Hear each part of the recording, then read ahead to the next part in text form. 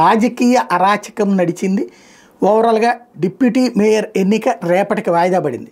YSR Congress party వాళ్ళు చిట్ట చివరిలో గేమ్ ప్లే చేసి ఎన్నికకి హాజరు కాకపోవడంతో కోరం లేక సభకి సంబంధించిన నిర్వహణ అవసరమైన సభ్యులు రాకపోవడంతో వాయిదా వేశారు ప్రిసైడింగ్ అధికారి బన్సల్. అయితే ఇక్కడ అసలు పాయింట్ ఏంటయ్యా అంటే వైసీపీ అక్కడ దాదాపుగా ఒకటో రెండో ఉన్నటువంటి తెలుగుదేశానికి, కానీ ఆ సీటుని క్యాప్చర్ చేయడానికి ప్రయత్నించింది. తెలుగుదేశంకి సంబంధించినటువంటి ఒక నాయకుడికి సంబంధించిన హోటల్లో అనేక మంది కౌన్సిలర్లను తీసుకెళ్ళి పెట్టారు.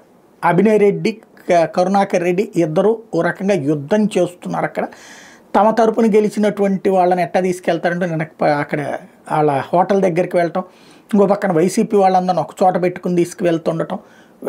ఇవాళ కరెక్ట్గా ఎన్నిక జరిగేటటువంటి సందర్భంలో వైసీపీ వాళ్ళందరినీ తీసుకెళ్తున్న బస్సు దగ్గర ధ్వంసం ఘటనలు, అద్దాల ధ్వంసం లాంటి ఘటనలు ఇవన్నీ చోటు చేసుకోవడం. ఫైనల్గా ఒక ఉద్రిక్తత మధ్యన గ్రాబ్ చేయాలని తెలుగుదేశం అనుకుంటోంది, కంట్రోల్ చేయాలని వైసీపీ అనుకుంటోంది. ఇక్కడ తండ్రి కొడుకులు రోడ్డెక్కి కూర్చున్నారు. అటు పక్కన వచ్చేటప్పటికి తెలుగుదేశం జనసేన కలిసి కథ నడిపే ప్రయత్నం చేస్తున్నాయి. ఏదైతే అనైతిక రాజకీయం అగ్రభాగానికి చేరినటువంటి సందర్భంలో వీళ్ళు ఇక కొత్త వ్యూహం అనాల. తెలుగుదేశం భాషలో వీళ్ళు కుట్ర చేశారు, వైసీపీ భాషలో వాళ్ళు కుట్ర చేశారు. ఫైనల్గా వచ్చేటప్పటికి ఎన్నిక రేపటికి వాయిదా పడింది. ఏం జరుగుతుందో చూడాలి.